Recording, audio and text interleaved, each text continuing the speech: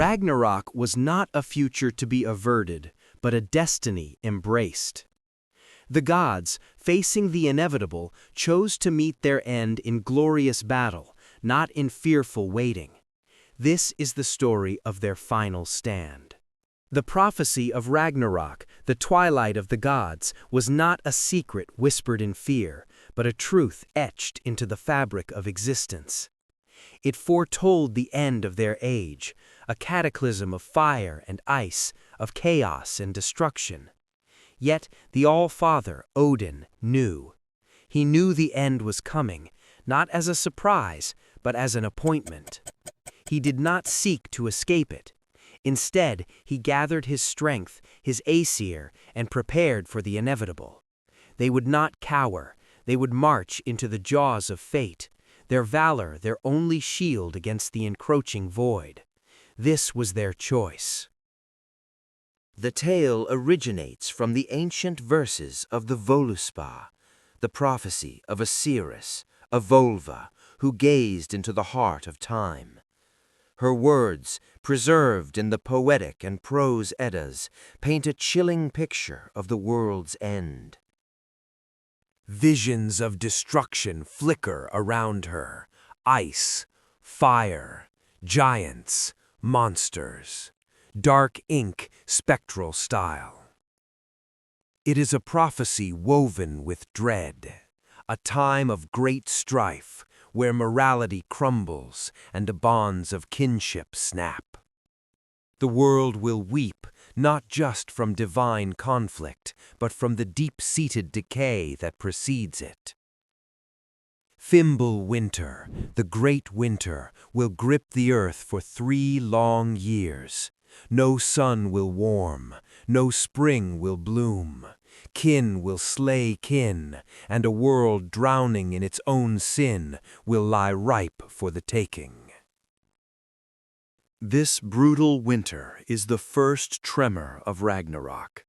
It is a prelude of suffering, a testing of endurance that breaks the spirit before the final battle even begins. The gods watch from Asgard as their mortal realm succumbs.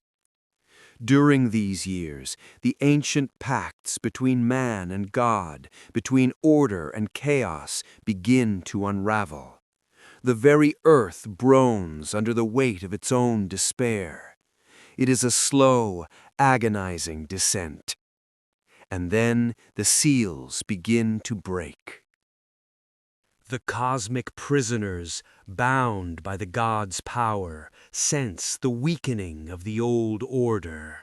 Their time is coming. The true harbingers of doom are stirring. The first to rise is Loki, the trickster, the firebrand of chaos, who has been bound for his treachery. His escape heralds the unchaining of his monstrous progeny. His son, the monstrous wolf Fenrir, bound by a magical chain forged by dwarves, strains against his bonds. The impossible has happened. The gods' greatest safeguard is broken. And then, from the deepest oceans, the Midgard serpent, Jormungandr, awakens. His coils encompass the world, and his fury churns the seas into a maelstrom of destruction. As the great beasts are unleashed, so too are the forces of destruction.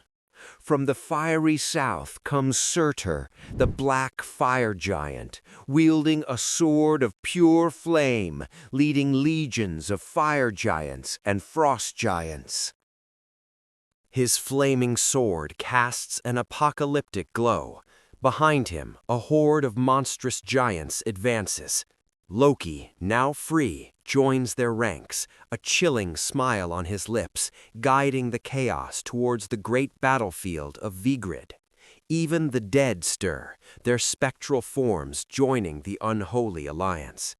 The gods assemble their own, the Einherjar, the fallen heroes brought to Valhalla, But even their courage cannot mask the grim reality. This is not a battle for victory, but for honor in the face of annihilation. The horns of war sound, and the battle for the cosmos begins. Odin, the All-Father, rides forth to face the beast Fenrir, the wolf prophesied to devour him. In a desperate struggle, Odin is swallowed whole by the monstrous wolf. His reign ends not in triumph, but in sacrifice, a grim fulfillment of prophecy.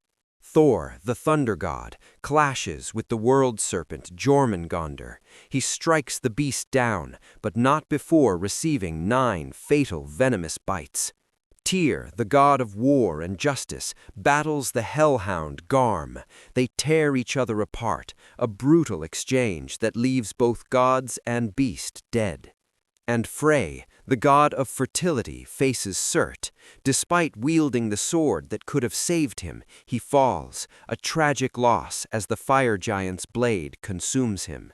With the gods fallen and their champions slain, Surt unleashes his full might. He casts fire across the entire world, engulfing all in a consuming inferno. The earth burns, the mountains crumble, and the very fabric of reality is rent asunder. The world sinks beneath the waves, drowned in a sea of fire and ash. Nothing remains. The age of the gods is over. The great cycle has reached its violent conclusion. Only silence and emptiness endure. But even in the heart of oblivion, a seed of renewal is sown. From the ashes, a new world will emerge, a green and fertile land, untouched by the sins of the past. A few gods will return, Baldur and Hodr, reborn into this purified realm. A new age will dawn, built on the sacrifice of the old. The cycle, though brutal, continues.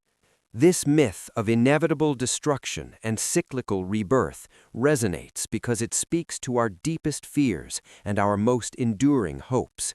It reminds us that even in the face of ultimate endings, there is always the possibility of a new beginning. What other ancient tales of endings and rebirth lie waiting to be discovered? Subscribe to delve deeper into the myths that shape us.